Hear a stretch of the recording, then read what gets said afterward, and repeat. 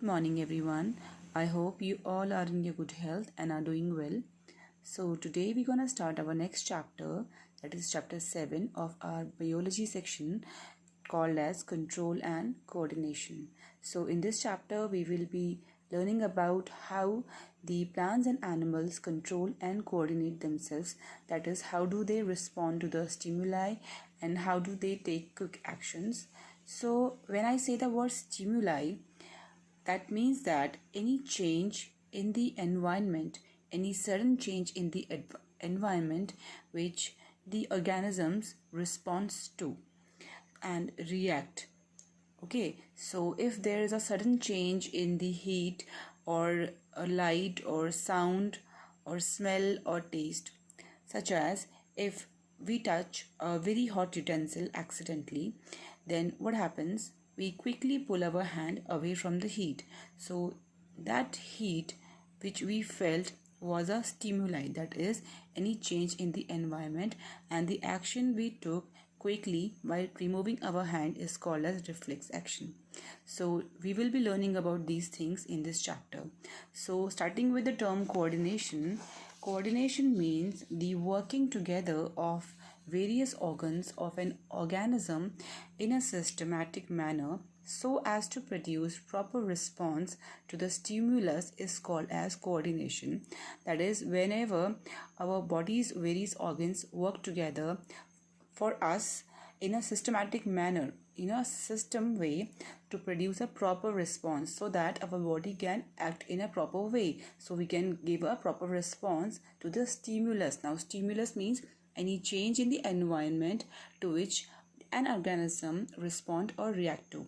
So those changes can be either light change or heat change or the change in the sound, like if a dog barks, we get frightened up and then we start running, so that is a change in a sound.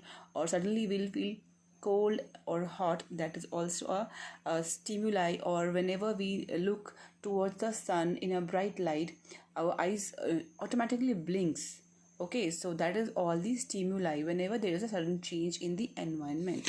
So stimuli or stimulus are the same thing.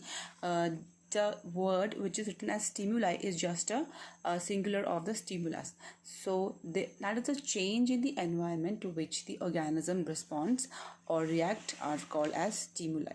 Okay, so next is coordination in animals. So first we will be reading about the coordination in animals, because in this chapter we will be dealing with both the animals and plants. So first we'll read about the animals only. So any multicellular animal, multicellular animals means there are a lot of multicellular animals, but except the sponges. So sponges will not have these specialized cells. Rest the other multicellular organ animals will be having these specialized cells, which are called as nerve cells, which help in the coordination and control, and those cells are called as neurons. So we will be reading about neurons in detail in this chapter. So here is the word called as receptor. I am telling you this word receptor because we will be dealing with this word in the chapter, so that I am telling you this word so that you can be aware of the word, so that you don't have any problem when I'll teach you. So receptor is a cell or a group of cells in a type of group of cells in a sense organ which is sensitive to a particular type of stimulus such as light, sound, smell, taste, heat or pressure. So whenever we feel something, like we are eating something, so we feel the taste or we can sense the taste because we have the receptors. So these are the groups of cells, or we can call we say the sense organs. Like sense organs, we have nose, tongue, ear, eyes and our skin. So how these are called as sense organs? Because they have a receptor through which we can take the any message from the outside world to the brain, so that we can feel that there is something change in the environment. So these are the light, sound, smell, taste, heat and pressure, etc. So these are the specialized cells. So receptors are the specialized cells. Because in the chapter here we will be reading about the control and coordination can be done by the two type of system, that is, one is the hormonal system and the other is the endocrine system. The hormonal system itself is called as the endocrine system, and the other system is called as the nervous system. So we will be dealing with the endocrine system in the later half of the discussion of the chapters. So with this, firstly we will be learning about the system which is function by the help of the nervous system. And nervous system again comprises of different things such as brain and the other things. So receptors can be of 5 types. So the main common types of receptors are photoreceptors, which detects light, so they are present in our eyes. Then phonoreceptors, which detects sound, they are present in our ears. And the olfactory receptors, which detects the smell, so they are present in our nose. And the gustatory receptors, which detects the taste buds, so they are present in the tongue. And the thermoreceptors, which detects heat or cold or any touch kind of a thing or any sensation, so they are present in our skin. So these are the receptors. So we have the two system of coordination in our humans, that is, one is the nervous system and the other is the endocrine system, and it can be also called as the hormonal system. So first we will be reading about the human nervous system. You all know that human nervous system receives the information from the surroundings and it processes it, or it interprets or changes it, and then it responds automatically. The meaning of this is, whenever if you hear a sound, you just turn around and then you look. So whenever you hear the sound, we get some signals from our ears. Our ear catches those signals and they send the message to the brain, and then our brain again send the message to our body to look into that direction. So all these set of informations from the surroundings which we receive, and then our brain processes it and interprets it, and we respond quickly. So our nervous systems do all these things. Okay, so the unit of our nervous system is neuron. I hope you all remember what is neuron. Neuron is called as a nerve cell. So neuron is the largest cell excuse me, of our body. It is the largest cell of our body, and they are the structural and functional unit of the nervous system. Along with that, they carry messages in the form of electrical signals. So this is the very important point, because we have to deal with this in the chapter. They carry message in the form of electrical signals. So these messages are carried in the form of electrical signals, because we know that the electric current passes very quickly. This can also be done with the help of hormones, but still hormones take time to travel. So all these actions has to be done in a very fast speed. That is why they are done with the kind of electrical signals, because electricity moves very fast. So these signals are called as electrical impulses or nerve impulses. So neuron does all this work. It carries the electrical signals called as electrical impulse. So neuron has actually 3 main parts. It has many parts, but it has 3 main parts in its body or components, that is cell body, dendrites and axons. So dendrites and axons are produced from the cell body. So this is the main part, and dendrites are the web thread-like structures which are produced from the cell body, and axon is a tail-like structure which is also produced by the cell body. So here is the diagram of neuron. I hope you all remember the diagram of neuron, because we have read this in our class 9th. Okay, now, so I've just drawn a diagram for you. So this is the diagram. This, I hope you all remember, is called as nucleus, and here is the cytoplasm. Okay, so these are the dendrites mentioned here, and this is the axon. So basically these dendrites are produced from the cell body, and this axon is also produced from this cell body itself. So this are the thread-like structures, and this is the nerve ending, very important. And this is the myelin sheath, which is made from the protein which protects this axon. So this neuron transmits the message in the form of electrical signals the neurons are in a chain-like structure. We are having millions of neurons in our body. That is why they work so fast, efficiently. So this is the neuron. Like we will, somebody will touch us, or we will feel a heat. So they will be present in our skin. So these dendrites will just receive a message from our skin, and then they will transfer the message from this to this axon and to the nerve ending. And in the end of the nerve, there will be another neuron present, which will take the signal to this dendrite, and then again they will transfer the signal to this nerve ending, and at the end of this nerve ending again there will be another neuron, and so it will be a chain. But between these two neurons there will be a gap, which is called as synapses, which we will be discussing in this video itself. So neuron can be of 3 types. Before that, okay, I want to tell you that we have just read about the receptors, that receptors are the cells or a group of cells which sense or the sensitive organs which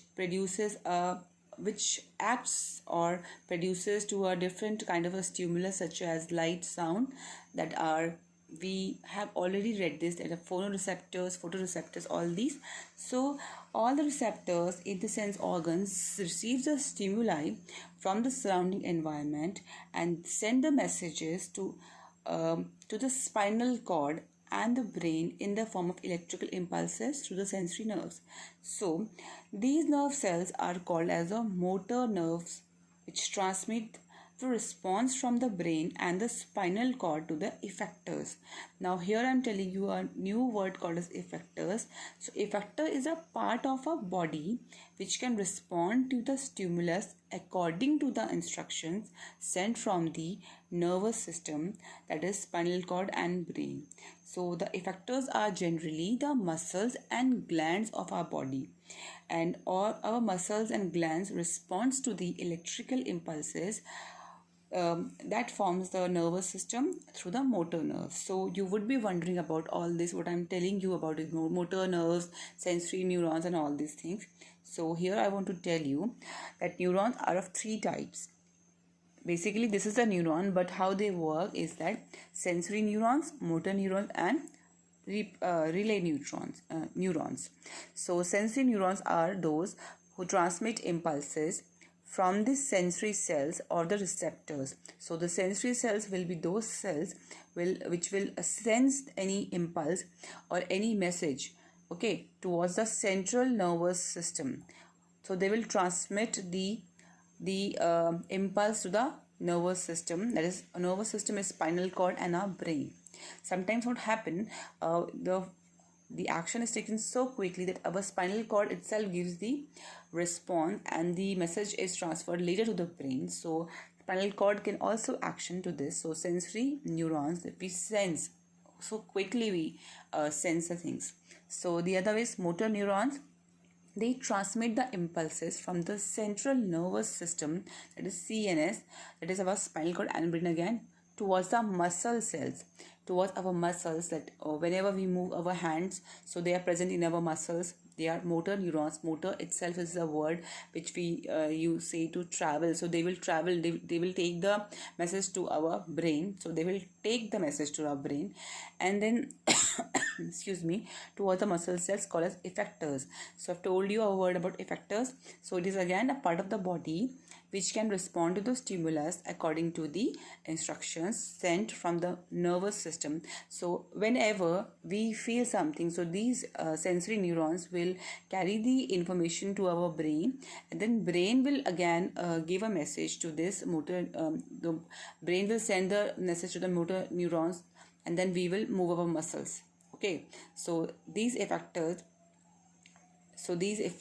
now the brain will send the message from the this help of the motor neurons towards the muscle cells. So that is how we will move our muscles. And then the relay neurons occurs in the central nervous system, where they serve as a link between the other neurons.